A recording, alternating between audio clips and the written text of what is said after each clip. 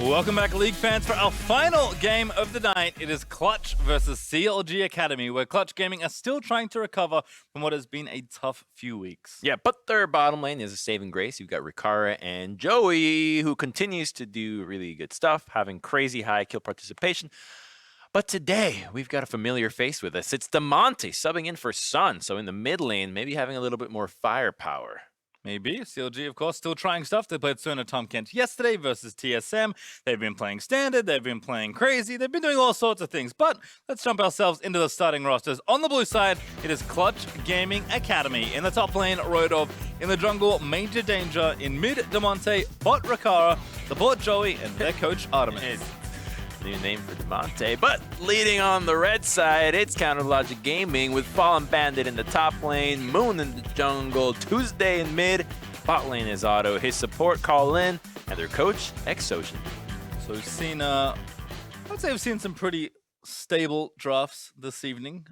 Don't think we've seen anything too crazy. We've seen lots of Yasuo bans, unfortunately, which takes out a lot of the fun. But I'm wondering if there's something spicy in this game, because Demonte did play Rumble mid yesterday. I want to see this. And CLG Academy are known for their absolute madness, at least in the early parts of the split. So, yeah, we hope to see that these teams have saved the craziness for last, because the last game was not crazy. It was Sivir, Jarvan, Corki. It was super. It was a standard as standard goes. We're all standard out. I'm definitely standarded out after that game. Well, I think these first 6 bans will probably be pretty standard. Yumi, Karma, Yasuo, Aurelia. But you I'm know, missing one. Playing Sona. standard. There we go. Playing standard really is, and playing creative is like art, and Picasso specifically. So if you remember Picasso, right? He has all his crazy art where it's all these disjointed faces and cubic faces. And people think, oh, that's easy. A child could draw that. Maybe. But the reality Very talented is child that could draw Picasso started off as a classical artist. He knew how to paint perfectly, realism, before switching over into abstract. So in order to play crazy, you must first understand standard before you know how to break. You can't break the mold if you don't know the mold. That's CLG's That's problem. the whole they idea. did it in reverse. They need Yeah. to get classically trained. All right, Aatrox's first pick there for Clutch Gaming. A quick GP Sejuani lock in there for CLG Academy. So if nothing else, they certainly have a plan today. Yeah, well, locking in that GP early on, maybe it's a flex GP, who knows? GP bottom lane could be a possibility if there's something to combo it with, but most likely it's just a GP into the top lane, as we always see. But at least they have that powerhouse Sejuani, so they got that going on for them. And Zyra Khan actually making an appearance. We haven't seen them all day just because of how commonly Xayah is getting banned in Phase 2, but Clutch saying we want to prioritize our bottom lane, and given their strength, I think that makes sense. So just locking the Lovers duo in nice and early here. Yeah, that's a power duo right there, and I want to see CLG not make the same mistake Fox Academy has done with the GP. Lock in more crowd control. Sejuani is not enough. You need that engage, because if you just set that up, there it is. That mistake is happening. Tom Kinch. Okay. Yeah. Well, I guess going to be a quiet one there in the bot lane 2v2, but we'll see what Phase 2 yields as far as bans go. Well, Trundle is still available if they want that. I'm still very confused as to why Tom Kinch. I don't get it either. So like, I'll tell you this much though. Aren't there like a million other supports that you could buy Ardent Sensor on? Like, here's what happened. Tom Kinch can't even buy Ardent. Let me give you there was a time where I was playing on the team where we had a player. Now I'm just not going to use names or times so that it's less shady. But somebody was so bad at the time that in order for us to feel comfortable playing the game, we had to draft him first rotation, one of the most unorthodox champions possible, because we felt like anything else and he was going to be a liability. Don't talk about Jalen. Now, I'm not saying bad things about anybody here. I'm not speaking ill of anyone. But a lot of the times, for any role, if somebody's not playing well, you typically put a higher priority on that champion because you want to make sure that they have the best game possible because their lows can be low. That's one of the reasons why I think you would go with Tom Kench, but maybe they have other things in mind, like the Varus and the Ashe, which would be just great lanes, unlike the Sivir, because they actually offer CC. I think we're going to get Azir Sivir here, but we'll find out in a moment.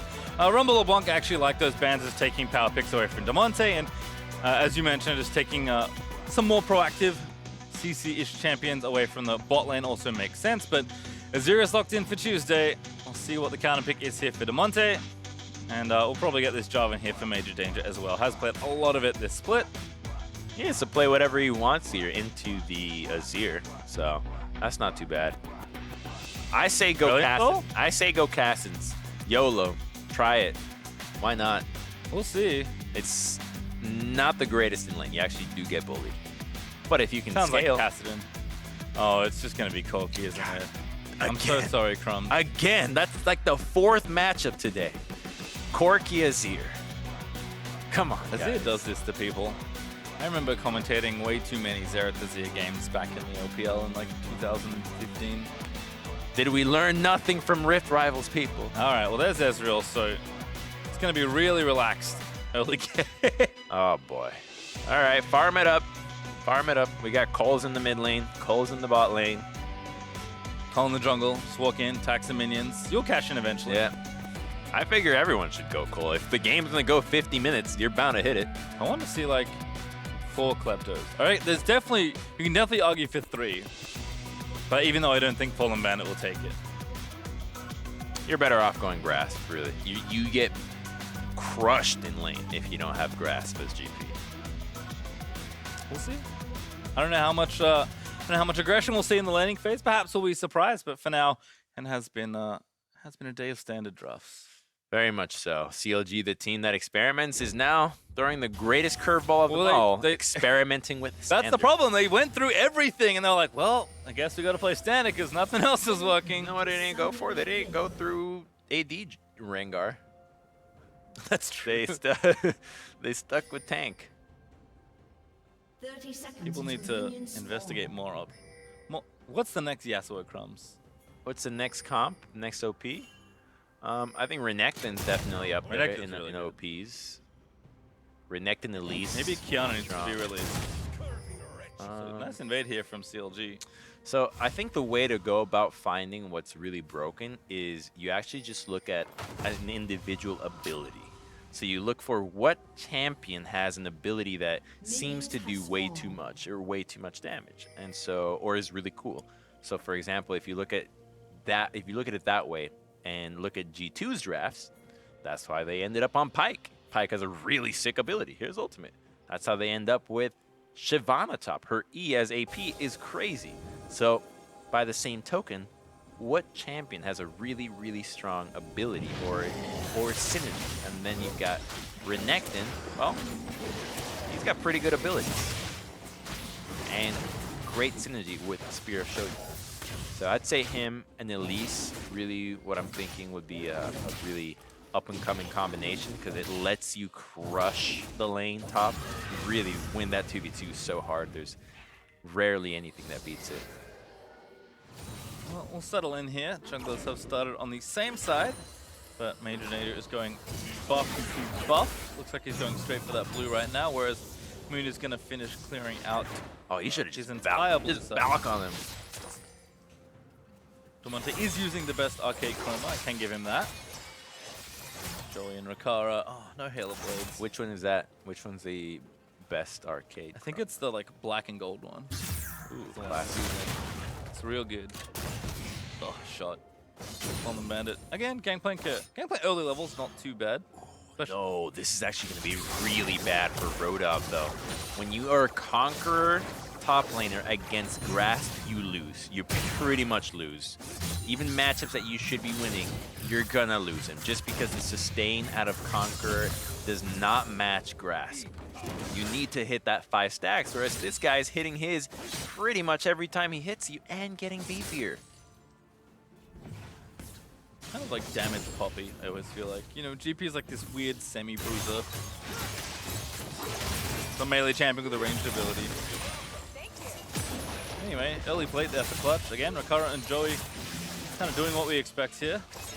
Using that early W from the Xayah and Rakan to get the wave pushing very speedy. Also, careful with Tom Kench, not the best wave clear. His jungler's on this side, so he's more than happy to continue to do so.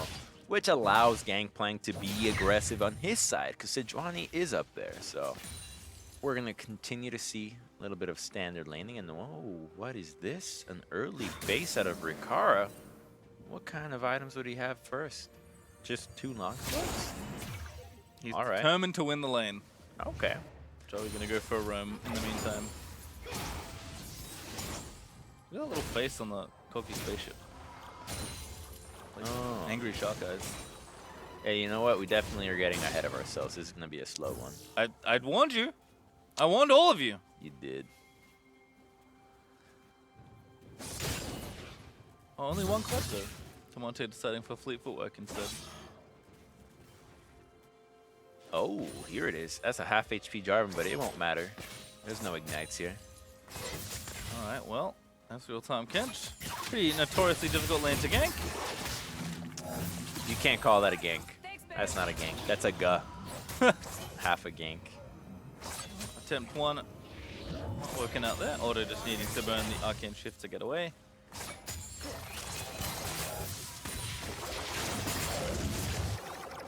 Monte at least playing aggressive in his lane, but again, have to... These matchups are really interesting because it's kind of like 2 auto attack champions, except one of them can only auto attack when his soldiers are in place and the other one's Corki. So again, I can see why... You're really looking for different ways to I can get us excited for I can Corki see why... Well, I mean, we've seen the matchup all night, so I guess it is worth exploring a little bit about why people are picking Corki so often into Azir. I can see it. I'm pretty sure the reason why is just because EU did it. That's really it. But they must have had a reason other than, well, like... Because what's their reason, right? You have to go deeper. Because there's no way they just randomly picked it. They're like, yeah, we'll try this. It's always been a good matchup into it. Yeah. It's because it scales. Azir also just doesn't like playing against poke in general. Not that Corki's like an all-in poke champion like Vel'Koz or Xerath. Again, a matchup I've seen too many times, but Rockets can do a lot of work. I was impressed how Golden Glue handled this matchup on the Azir side, just using the early... Basically, the reason he's so good is he's so good at pushing early. Kind of abusing that as best he could. But Demonte seems to be fine just now. Pretty even between the two as they're just farming things up. Also, Comet for Azir, you mentioned you kind of have 3 different Keystone poses. I've seen Halo Blades too sometimes. Oh yeah, yeah, that one too. Nice. Moon also will spot Major Danger and Joey trying to take a Drake. Ooh, Fallen Matter has his ulti! Yes, first blood! Love to see that one. And that's Fallen Matter actually getting credit for the kill. And now that's an easy smite away from Moon. If only he had smite. Couldn't Demonte steal it? Blind? Rocket! Ooh, it's close. But I guess CLG coordinated that one. Tuesday able to grab the last hit. Nice try.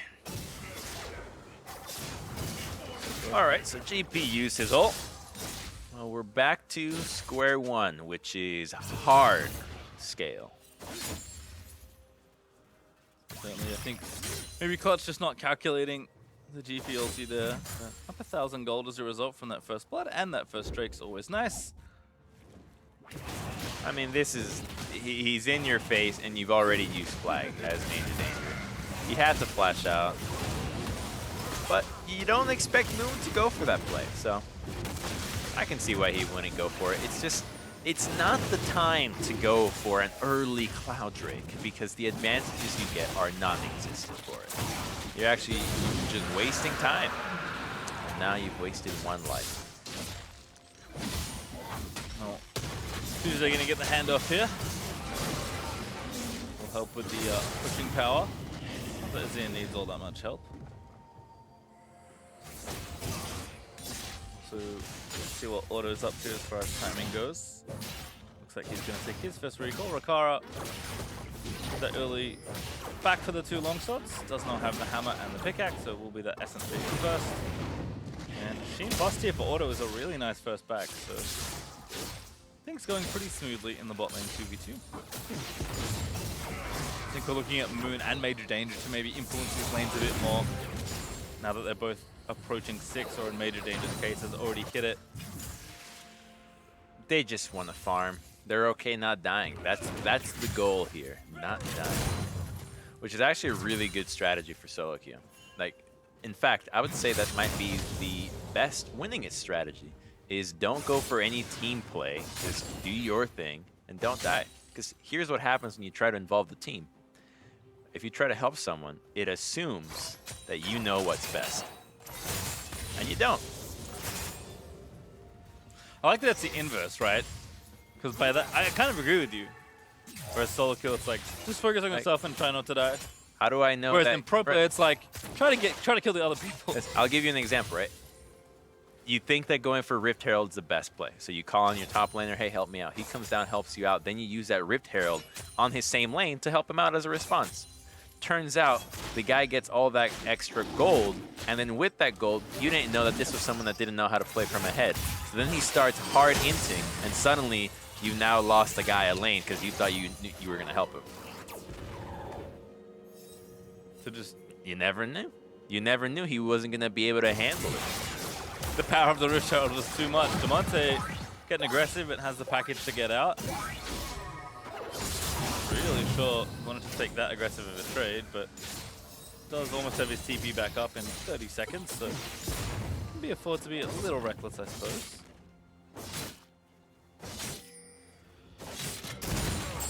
Oh, he missed two. See, that's what sucks. If you're going to play late game farming, you got to at least be perfect at farming. Ooh, Rodolph here. Gonna make an aggressive play. Major Danger doesn't quite line that one up, and Fallen Bandit gonna run away. Flash looking for a great one over the wall, but Rodolph follows instantly, pops the World Ender. They're gonna go back in, but Fallen Bandit dancing around. He's got out from under it. That man's been in the practice tool. That flash is not easy.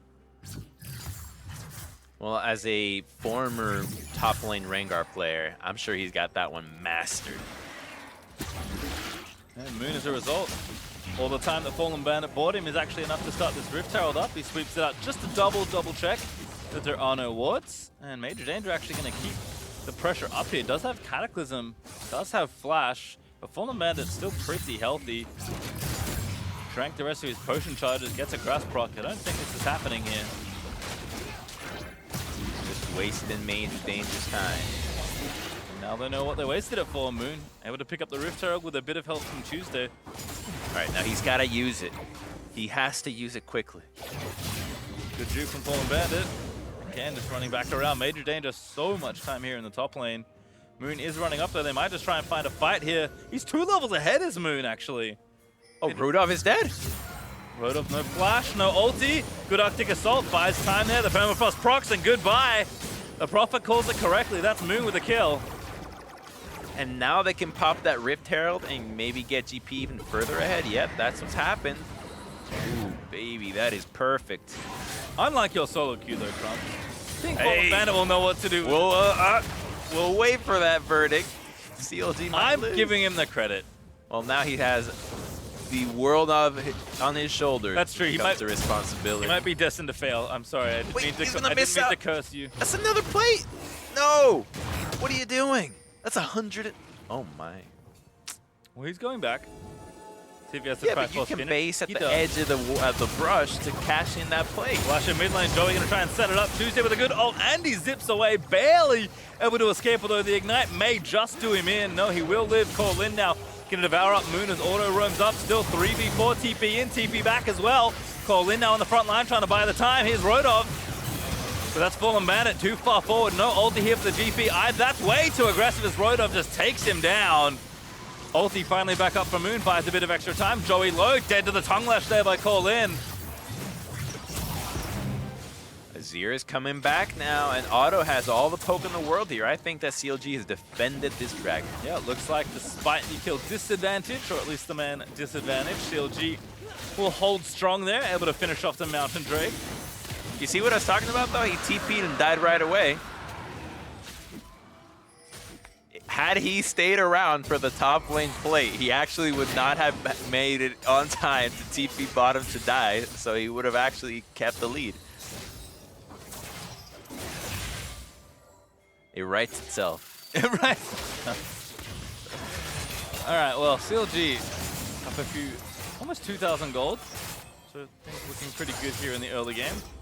We'll watch this one again, though. This was a very chaotic fight, to be fair. So they engage on to Tuesday because he is completely out of vision. So a really sick combo, first of all, between everybody involved here. It's just that the Monty was not able to get that final little auto, which made a world of difference. And then here, yeah, just a standard disengage, but I like what Colin does here. He just kind of tries to draw them back towards the GP, thinking like, oh yeah, we're going to be able to do a lot, but GP is squishy. He does not have flash, so he just dies right away. Because when you TP into the Dragon Pit, there's no way out. Yeah, hindsight says that he could have picked a different ward, but still enough poke here from CLG to get them off the Drake and get the mountain for themselves. They'll be up 2 Drakes and 2 kills. Actually up 3,000 gold, all things told. Not bad at all. Not the explosive early game Trumps was hoping for, but still a good start here for CLG. Well, we've got a nice little gold lead building up on Tuesday, 150 Gs. Do you think in the world of League of Legends, they can use gold for common things like food and housing? I would hope so. Well, like, yes? Right? Or is this just exclusively battle currency? I mean, maybe this type of gold is only battle currency. But hard to say. Are you saying like if you're like a really rich champion, you just roll into Rift level 1, right. you're like, look at all my items. Yeah. Probably make sure you can't do that. Making It's that the most powerful champion, the one that starts with a credit card at level 1. actually an accountant. That's the most powerful one.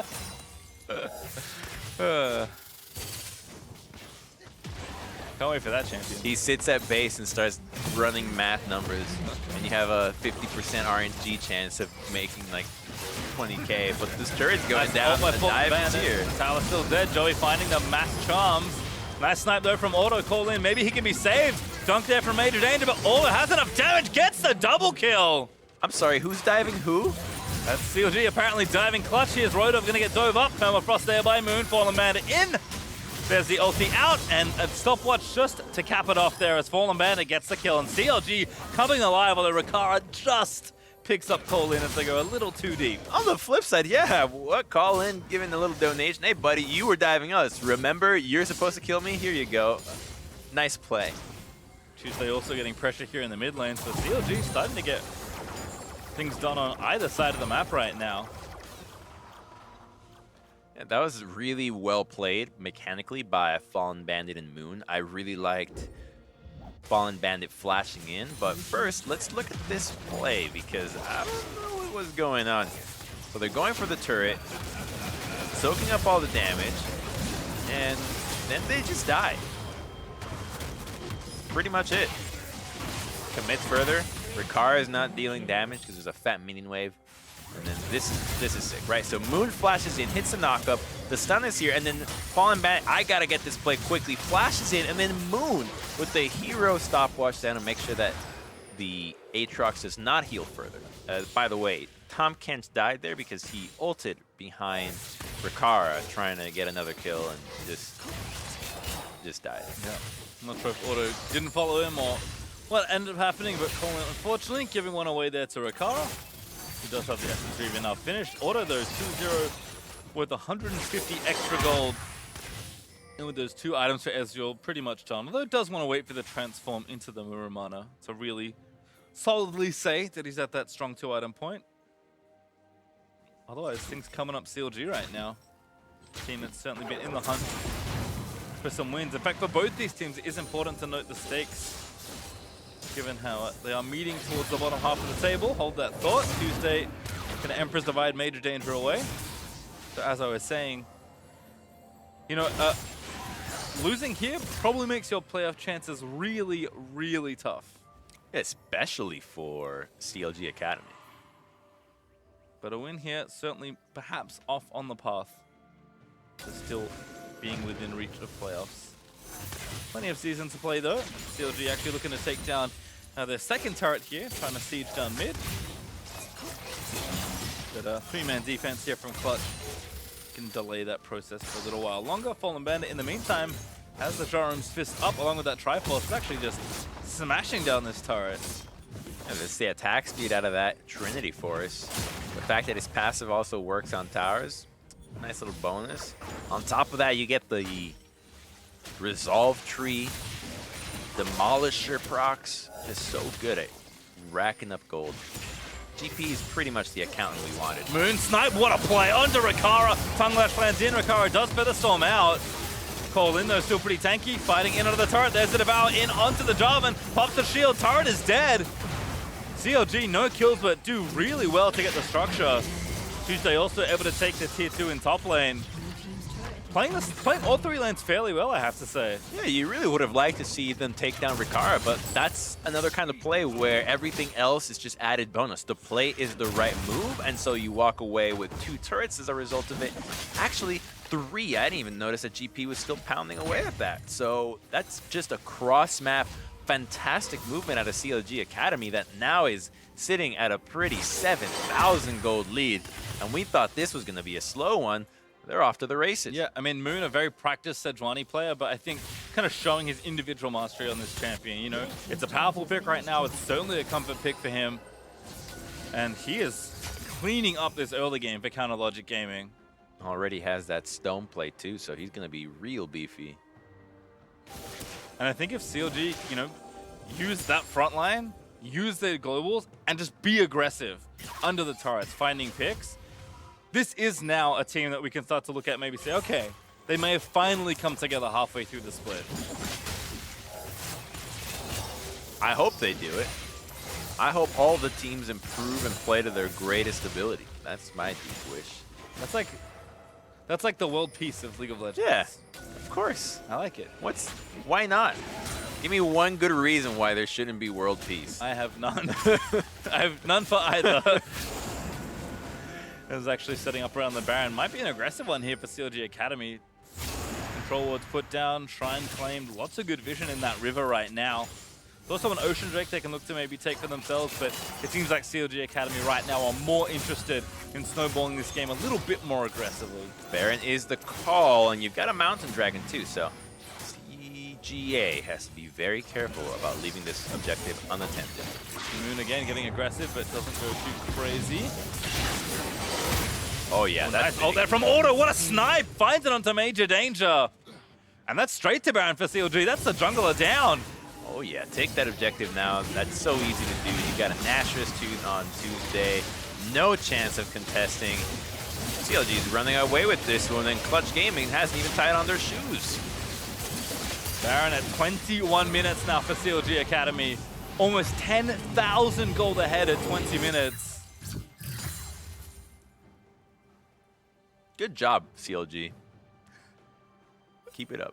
Yeah, I mean, look, it's tough to fault them. Outplayed the dive and bottom lane well, have used Fallen Bandit's kind of early lead, and Moon has been a great pressure outlet. But Tuesday and Auto continued to play pretty consistently for the side. And Fallen Bandit's been crushing in his lane. So all they have to do now is continue to make the most out of pressuring multiple lanes, which I believe they can, because no one's 1v1 in GP or Azir, so those guys require more than one. And we're going to take another look first at the play that Auto has done. But first, back to action. Yeah, Fallen Bandit getting ganked, so pops down the ulti. Here's Tuesday and Cole in though. Fallen Bandit looking for Joey. Tuesday trying to find the play, but doesn't quite connect. Auto here as well, ready to slow them down. Moon off to the side as CLG just kind of set up to siege this turret now. We have Rikara all the way down to the top half of the map, so this turret's gone. All right, so this can transition into a siege on mid, because Sejuani is already prepping that wave. CLG should either crash this, commit, so much or damage rotate by mid. Auto. Between the comment from the Azir and Auto's just big amount of damage right now. This might just be cracked straight down. Rodov almost getting assassinated again by the Ezreal, and that turret falls. Their poke is so nasty, and it's especially stronger when you beat tanks, or the people that are supposed to tank the poke are a combined 1 and 5. Yeah, and again, Tuesday setting up the Sun Disc now in the tier 2. Very short amount of space for Clutch to play with. The CLG just keep layering on the siege. Auto over the wall with Cole in behind him, knows he's safe. Gonna move in and take down the bot inhib. Now they'll transition and take the mid inhib. CLG just running over Clutch right now. Auto just forced Joey's flash off screen. That's the only big engage tool that's been reliant for Clutch Gaming. It's been Joey's Rakan, and now without that tool, that's 2 inhibitors down for CLG. They're looking to end this game in the next push. And now, again, CLG, go reset, spend your gold. Death timers are so low that even if you got a pick, it's kind of tough to end the game. So go and spend your gold, siege down the last inhibitor turret, actually, in top lane. And ignore that Ocean. You don't need it right now. Yes, please ignore it. Red team's turret has been destroyed. Very important to go straight to that. You still have that Baron. Might be able to buff up those creeps. Actually, do you have that Baron? I think it's gone. Yeah, it should be gone. Yeah, it'll be gone in 5 seconds. Once it hits 3, timer hits 3 minutes. I'm looking. Is it 2 minutes? I don't remember what the timer at the top starts at. I know it's a spawn time, which is 7. Yeah, that is a... So Baron's the 5 respawn minutes. time. This should be at 2. All right, well, CLG still has enough time. Auto pulled in, but not really under any sort of danger. And CLG aren't even really waiting for the rest of their minions. They're just sieging aggressively. Major Danger dives in, but he's got no health. Good stopwatch. Joey gonna dive back in, but Auto lines it up and does so much damage as Joey almost gets assassinated. Nice ult there from Muna's Rodovs down to Tuesday, and CLG picking up kill after kill. They were so close to finding that reset on Monte. Aatrox. Oh, last Q just misses there for Auto. Tuesday though, once in, that's Monte forced to flash away. CLG gonna siege that last inhib. Game almost over in under 30 minutes. CLG gonna make a record out of this game. Well, they still have the basic crack, and Auto does not have a lot of lifesteal to get back into this, so they have to wait and be very cautious. Again, Joey diving in, but taking so much poke on the exit. CLG still gonna stay, maybe? They're gonna at least get this turret here. Major Danger goes back in, but he gets blown up by Tuesday. Nexus turret 1 has fallen. CLG Academy trying to close up the night quickly as Joey dives back in, almost gets himself killed once again. TP back in. That's Auto gonna rejoin with full health with a buy, almost sniping Joey with the true shot barrage. Now Nexus on the left, just barely dead. Last auto is enough to Monte. Almost dead instantly to Auto, who gets in there to try and get the last few autos down. Auto again, forced to flash away, finally does take down Joey. Doesn't die, still alive, flashing around the place as Tuesday able to get the kill onto Rakara, and it's CLG Academy just steamrolling Clutch in this one. They did it with a comp that all day long was going late game, but they knew how to close out games, which is so promising out of CLG, the team that continues to experiment. The time they play standard, they crushed the game. Look at that. I mean, yeah, I think my biggest takeaway is we've seen teams play pretty standard today. We've seen teams get leads, but sometimes falter and maybe things take a little longer than we expect. CLG knew exactly what to do in that position. That's right. First picking Sejuani was pretty much how they won that game. I mean, again, a comfort pick for Moon. A lot of really good plays from him. I think, again, the consistency from their carry is looking good, but more than anything, Moon is a pretty up and down player. Looking really good in this game, but this fight is just CLG all over. It's the very tail end. This is Ezreal after he TP'd in. It would have been sick if he actually ulted from base. Ooh. TP back in, extra style points. But, you know, man can dream. Flashing in, hoping to get that last kill. I think the Guardian might have been enough to save Corki. Whatever the case, he stays alive. The rest of Clutch Gaming goes down while CLG destroy the base. Yeah, not often that you see Ezreal Tom Kent end a game in around 27 minutes, but CLG Academy 26:06. My goodness. Yeah, The Cloud9 Academy goal graph right there. Ooh, that's real smooth, actually. I think that should be the goal. Bot review. Just review your curve and make sure you're as smooth as possible. And then every time we see the little dip, you're like, what happened Right. here? All right, as we wrap up the day, let's take a look at where the teams all stand. Cloud9 has now taken sole possession of first place with TSM in second, and Team Liquid are currently in fourth, but will have a chance to catch the Golden Guardians in their showcase match on Sunday, while 100 Thieves, Clutch Gaming, and Optic Academy each take a share of the fifth place pie. That wraps up Academy this week, which means the LCS is back up, kicks back up tomorrow. FlyQuest versus Echo Fox will start the day when Mike Young makes his return to the LCS stage. Then it's a clash of titans with Team Liquid taking on Cloud9 in Game 2. And a whole weekend of games until 100 Thieves Academy versus TLA, where the Academy Showcase happens on Sunday. Crumbs, what are you looking forward to? I'm looking forward to showing up to work. and spending time with my coworkers like I've done for years. So yes, Crumbs, that's going to do it from us tonight. So for myself, Crumbs, and the entire Academy crew, thanks for watching. We'll see you next week.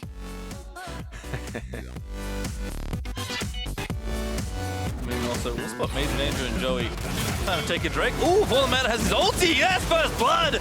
Rodolph, no flash, no ulti. Good Arctic Assault, buys time there. The Permafrost procs and goodbye. Nice snipe though from Auto, call in. Maybe he can be saved. Dunk there from Major Danger, but Auto has enough damage, gets the double kill. But Auto lines it up and does so much damage as Joey almost gets assassinated. Nice ult there from Munoz. Rodolph's down to Tuesday, and CLG picking up kill after kill.